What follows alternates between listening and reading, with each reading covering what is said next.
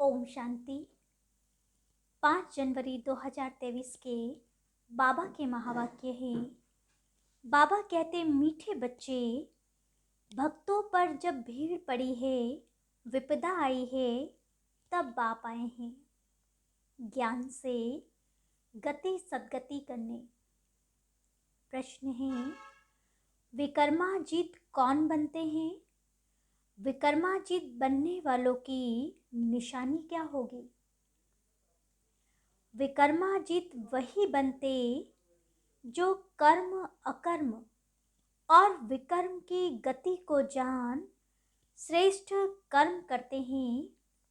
विकर्माजीत बनने वाले कभी भी कर्म कूटते नहीं, उनके कर्म विकर्म नहीं बनते। फिर अगला प्रश्न है, इस समय बाप डबल सर्विस कौन सी करते हैं? आत्मा और शरीर दोनों को पावन भी बनाते हैं और फिर अपने साथ वापस घर भी ले जाते हैं। चरित्र एक बाप के हैं, मनुष्यों के हो नहीं सकते। फिर गीत है, ओम नमः शिवाय, ओम शांति। यह गीत बच्चों ने सुना। जो भी भक्ति मार्ग वाले हैं वह ऐसे गीत गाते हैं। घोर अंधियारे से उजियारा चाहते हैं और दुख से छूटने की पुकार करते रहते हैं। तुम तो हो शिव वंशी ब्रह्मा कुमार कुमारियां। यह तो समझने की बात है। इतने बच्चे कुक वंशावली तो हो नहीं सकते, जरूर मुख वंशावली होंगे। श्री कृष्ण को इतनी रानियां अथवा बच्चे नहीं थे। गीता का भगवान तो राजयोग सिखलाते हैं, तो जरूर मुख वंशावली होंगे। प्रजापिता अक्षर तो नामी ग्रामी है। इनके मुख से बाप आकर ब्राह्मण धर्म रचते हैं। प्रजापिता नाम बाप का शोभता है। अब तुम प्रैक्टिकल में उस बाप के बने हो। वह तो कह देते कि श्री कृष्ण भी भगवान था, शिव भी भगवान था। रुद्र भगवान के बदले श्री कृष्ण का नाम डाल दिया है। कहते भी हैं शंकर पार्वती। रुद्र पार्वती नहीं कहेंगे। शिव शंकर महादेव कहते हैं। अब श्री कृष्ण को रुद्र व शंकर तो नहीं कहेंगे। भक्त गाते हैं परंतु भगवान को नहीं जानते। भारत में वास्तव में सच्चे सच्चे भक्त वह हैं जो पूज्य थे, वही अब पुजारी बने हैं। उनमें भी नंबरवार हैं। तुम्हारे में भी नंबरवार हैं। तुम हो ब्राह्मण, वह है शूद्र। देवता धर्म वाले ही बहुत दुखी होते हैं, क्योंकि उन्होंने बहुत सुख भी देखे हैं। अब तुम्हारा दर दर भटकना बंद हो गया है। आधा कल्प के लिए यह राज भी तुम ब्राह्मण ही जानते हो, सो भी नंबरवार। जिन्होंने कल्प पहले जितना पुरुषार्थ किया था उतना ही अब करते हैं। ऐसे नहीं जो ड्रामा में होगा, फिर भी पुरुषार्थ का नाम आता है। ड्रामा को बच्चों से पुरुषार्थ कराना ही है। जैसा पुरुषार्थ वैसा पद मिलेगा।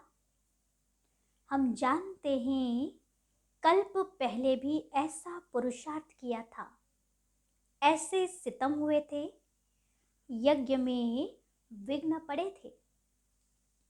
तुम बच्चे जानते हो बाबा फिर से आया हुआ है।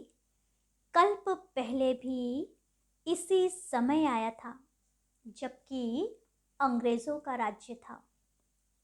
जिन्हों से कांग्रेस ने राज्य लिया, फिर पाकिस्तान हुआ। यह कल्प पहले भी हुआ था। गीता में यह बातें नहीं है। आखिर समझ जाएंगे कि बरोबर अब वही समय है। कोई कोई समझते हैं ईश्वर आ गया है। जब महाभारी लड़ाई लगी थी तो भगवान आया था। कहते ठीक है, सिर्फ नाम बदल दिया है। रुद्र नाम लेवे तो भी समझे कि ठीक है। रुद्र ने ज्ञान यज्ञ रचा था जिससे दुनिया की विपदा टली थी। यह भी धीरे धीरे तुम्हारे द्वारा पता लग जाएगा। इसमें अभी समय पड़ा है, नहीं तो यहाँ ऐसी भीड़ मच जाए जो तुम पढ़ भी ना सको। यहाँ भीड़ का कायदा नहीं है। और बाबा कहते बच्चे स्वर्ग में भी फिर सिलेक्टेड आत्माएं ही जाने वाली है ना, इसीलिए इतनी जल्दी भी पता नहीं चलेगा। नहीं तो भीड़ मच जाए, गुप्त वेश में काम चलता रहेगा। अब कोई बड़ा आदमी यहाँ आए तो कहेंगे उनका माथा खराब है। यह तो बाप तुम बच्चों को पढ़ा रहे हैं, देवता धर्म तो भगवान आकर रचेगा ना। वह अब आया हुआ है नई दुनिया रचने, भक्तों की भीड़ उतारने, अर्थात विपदा उतारने। विनाश के बाद तो कोई दुख होगा नहीं। वहाँ सतयुग में भक्त होते नहीं। न कोई ऐसे कर्म करेंगे जो दुखी हो। बंबई से रमेश भाई का फोन आया। बाप दादा चले आते हैं तो बच्चे उदास होते हैं। जैसे स्त्री का पति विलायत में जाता है तो याद में रो पड़ती है ना। वह जिस्मानी संबंध, यहाँ बाबा के साथ रूहानी संबंध है। बाबा से बिछुड़ते हैं तो प्रेम के आंसू आ जाते हैं। जो सर्विसेबल बच्चे हैं, बाबा को उनका कदर है। सपूत बच्चों को फिर बाप का कदर रहता है। शिव बाबा का तो बहुत ऊंचे से ऊंचा संबंध है। उनसे उच्च संबंध तो कोई होता नहीं। शिव बाबा तो बच्चों को अपने से भी ऊंच बनाते हैं। पावन तो तुम बनते हो, परंतु बाप समान एवर पावन नहीं हो सकते। हाँ, पावन देवता बनते हो। बाप तो ज्ञान का सागर है। हम कितना भी सुने तो भी ज्ञान सागर नहीं बन सकते। वह ज्ञान का सागर आनंद का सागर है। बच्चों को आनंदमय बनाते हैं और तो सिर्फ नाम रखवाते हैं। इस समय दुनिया में भक्त माला बड़ी लंबी चौड़ी है। तुम्हारी है 16,108 की माला। भक्त तो करोड़ों हैं। यहाँ भक्ति की बात नहीं, ज्ञान से ही सद्गति होती है।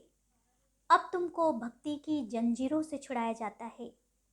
बाबा कहते हैं सब भक्तों पर जब भीड़ होती है तब मुझे आना पड़ता है, सभी की गति सद्गति करने। स्वर्ग के देवताओं ने जरूर ऐसे कर्म किए हैं तब इतना ऊंचा पद पाया है। कर्म तो मनुष्यों के चले आते हैं, परंतु वहाँ कर्म कूटते नहीं। यहाँ कर्म विकर्म बनते हैं क्योंकि माया है। वहाँ माया होती नहीं। तुम विकर्मा जीत बनते हो। जिन बच्चों को अभी कर्म अकर्म और विकर्म की गति समझाता हूँ, वही विकर्मा जीत बनेंगे। कल्प पहले भी तुम बच्चों को राजयोग सिखाया था, वही अब भी सिखला रहा हूँ। कांग्रेसियों ने फिरंगियों को निकाल राजाओं से राजाई छीन ली और राजा नाम ही गुम कर दिया। 5,000 वर्ष पहले भारत राजस्थान था, लक्ष्मी नारायण का राज्य था। देवताओं का राज्य था तो परिस्तान था। जरूर उन्हों को भगवान ने राजयोग सिखाया होगा।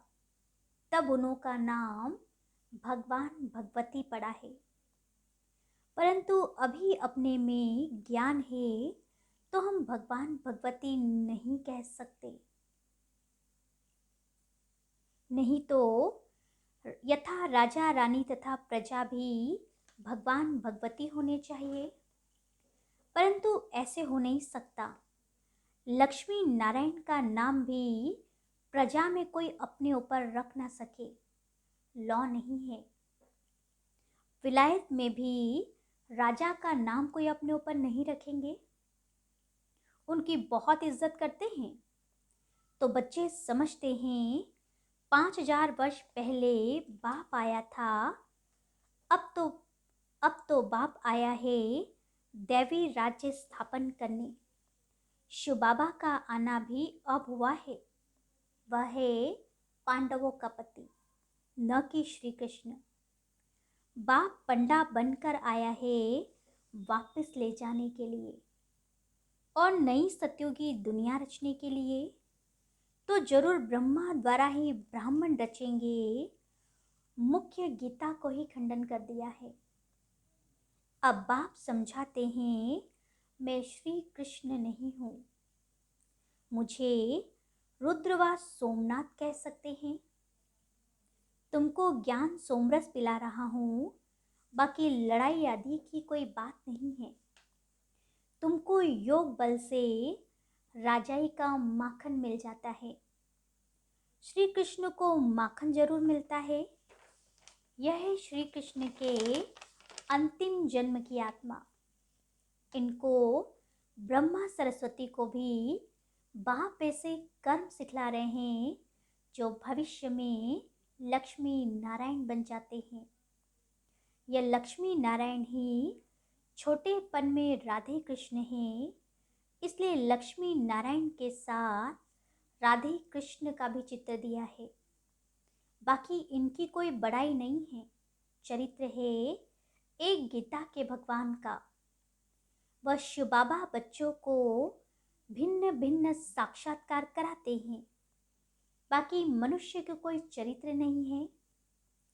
क्राइस्ट आदि ने भी आकर धर्म स्थापन किया, सो तो सभी को अपना पाठ बजाना ही है। इसमें चरित्र की तो कोई बात ही नहीं। वह कोई गति दे न सके। अब बेहद का बाप कहते हैं कि मैं तुम बच्चों की डबल सर्विस करने आया हूँ, जिससे तुम्हारी आत्मा और शरीर दोनों पवित्र हो जाएंगे। सभी को वापस घर मुक्ति धाम में ले जाता हूँ, फिर वहाँ से अपना अपना पाठ बजाने आएंगे। कितना अच्छी रीति बच्चों को समझाते हैं। इन लक्ष्मी नारायण के चित्र पर समझाना बड़ा सहज है। त्रिमूर्ति और शिव बाबा का चित्र भी है। कोई कहते हैं त्रिमूर्ति न हो, जैसे कोई कहते हैं श्री कृष्ण के चित्र में 84 जन्मों की कहानी न हो। लेकिन हम तो सिद्ध कर बतलाते हैं, जरूर पहले नंबर वाले श्री कृष्ण को सबसे जास्ती जन्म लेने पड़ेंगे। नई नई पॉइंट्स तो रोज आती है, परंतु धारणा भी होनी चाहिए। सबसे सहज है लक्ष्मी नारायण के चित्र पर समझाना। मनुष्य थोड़े ही कोई भी चित्र का अर्थ समझते हैं, उल्टा सुल्टा चित्र बना देते हैं। नारायण को 2 भुजाएं तो लक्ष्मी को 4 भुजाएं दे देते हैं। सतयुग में इतनी भुजाएं होती नहीं। सूक्ष्म वतन में तो है ही ब्रह्मा विष्णु शंकर, उन्हों को भी इतनी भुजाएं हो नहीं सकती। मूल वतन में है ही निराकारी आत्माएं, फिर यह 8-10 भुजा वाले कहाँ के रहने वाले हैं।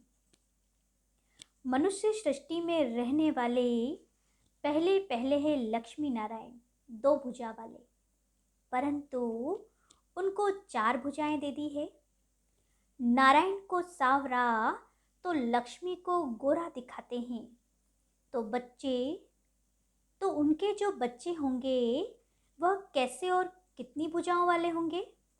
क्या बच्चे भी 4 भुजा, बच्ची को 2 भुजा होगी क्या? ऐसे ऐसे प्रश्न पूछ सकते हो।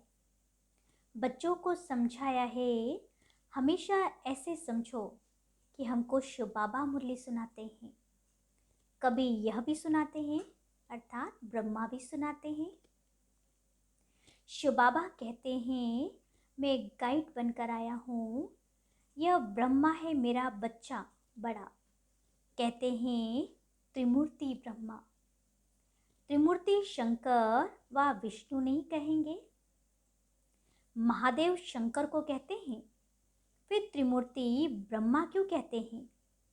इसने प्रजा रची है तो यह उनकी शिव बाबा की वन्नी अर्थात युगल बनते हैं।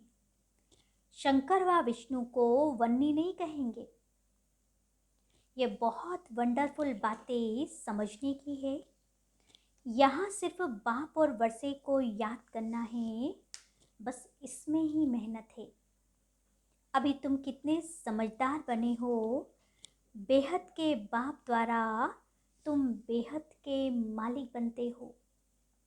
यह धरती, यह आसमान सब तुम्हारा हो जाएगा, ब्रह्मांड भी तुम्हारा हो जाएगा। ऑल माइटी अथॉरिटी राज्य होगा, वन गवर्नमेंट होगी। जब सूर्यवंशी गवर्नमेंट थी तो चंद्रवंशी नहीं थे, फिर चंद्रवंशी होते हैं तो सूर्यवंशी नहीं, वह पास्ट हो गया, ड्रामा पलट गया। यह बड़ी वंडरफुल बातें हैं। बच्चों को कितना खुशी का पारा चढ़ना चाहिए। बेहद के बाप से हम बेहद का वर्षा जरूर लेंगे। उस पति को कितना याद करते हैं, यह बेहद की बादशाही देने वाला है। ऐसे पतियों के पति को कितना याद करना पड़े, कितनी भारी प्राप्ति होती है। वहाँ तुम कोई से कभी भीख नहीं मांगते हो, वहाँ गरीब होते नहीं। बेहद का बाप भारत की झोली भर देते हैं। लक्ष्मी नारायण के राज्य को गोल्डन एज कहा जाता है। अब है आयरन एज, फर्क देखो कितना है। बाप कहते हैं, मैं बच्चों को राजयोग सिखला रहा हूँ। तुम सो देवी देवता थे, फिर क्षत्रिय वैश्य शूद्र बने, अब फिर से ब्राह्मण बने हो, फिर सो देवता बनेंगे। इस 84 के चक्र को तुम याद करो। चित्रों पर समझाना बड़ा सहज है। जब देवी देवताओं का राज्य था तो कोई और राज्य नहीं था, एक ही राज्य था, बहुत थोड़े थे। उसको कहा जाता है स्वर्ग। वहाँ पवित्रता भी थी, सुख शांति भी थी। पुनर्जन्म लेते लेते नीचे आए हैं। 84 जन्म भी इन्होंने लिए हैं। यही तमो प्रधान बन जाते हैं, फिर उन्हों को ही सतो प्रधान होना है। सतो प्रधान कैसे बने? जरूर सिखलाने वाला चाहिए, सिवाय बाप के कोई सिखला ना सके। तुम जानते हो शिव बाबा इनके बहुत जन्मों के अंत में इनमें प्रवेश करते हैं। कितना साफ करके समझाते हैं। अच्छा, मीठे मीठे सिकिलते बच्चों प्रति मात पिता बाप दादा का याद प्यार और गुड मॉर्निंग। रूहानी बाप की रूहानी बच्चों को नमस्ते, और हम रूहानी बच्चों की रूहानी बाप दादा को याद प्यार, गुड मॉर्निंग और नमस्ते।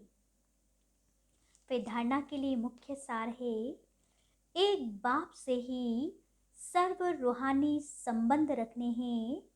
सर्विसेबल बच्चों का कदर रखना है। आप समान बनाने की सेवा करनी है। फिर दूसरी पॉइंट है, बेहद बाप द्वारा हमें बेहद विश्व का राज्य भाग्य मिल रहा है। धरती आसमान सब पर हमारा अधिकार होगा। इस नशे और खुशी में रहना है। बाप और वर्षे को याद करना है। वरदान है, बालक और मालिकपन के बैलेंस से पुरुषार्थ और सेवा में सदा सफलता मूर्त भव। सदा यह नशा रखो कि बेहद बाप और बेहद वर्षे का बालक सो मालिक हूँ। लेकिन जब कोई राय देनी है, प्लेन सोचना है, कार्य करना है, तो मालिक होकर करो। और जब मेजॉरिटी द्वारा या निमित्त बनी हुई आत्माओं द्वारा कोई भी बात फाइनल हो जाती है, तो उस समय बालक बन जाओ। किस समय राय बहादुर बनना है, किस समय राय मानने वाला, यह तरीका सीख लो तो पुरुषार्थ और सेवा दोनों में सफल रहेंगे। स्लोगन है, निमित्त और निर्माण चित्त बनने के लिए मन और बुद्धि को प्रभु अर्पण कर दो। अच्छा, ओम शांति। पुरुषार्थ की आज की हमारी पॉइंट है, स्वयं का कल्याण करने के लिए व स्वयं का परिवर्तन करने के लिए विशेष एकांतवासी अंतर्मुखी बनो। नॉलेजफुल के साथ पावरफुल बनो। हर बात के अनुभव में स्वयं को संपन्न बनाओ। किसका बच्चा हूँ, क्या प्राप्ति है, इस पहले पाठ के अनुभवी मूर्त बनो तो सहज ही मायाजीत हो जाएंगे। अच्छा, ओम शांति।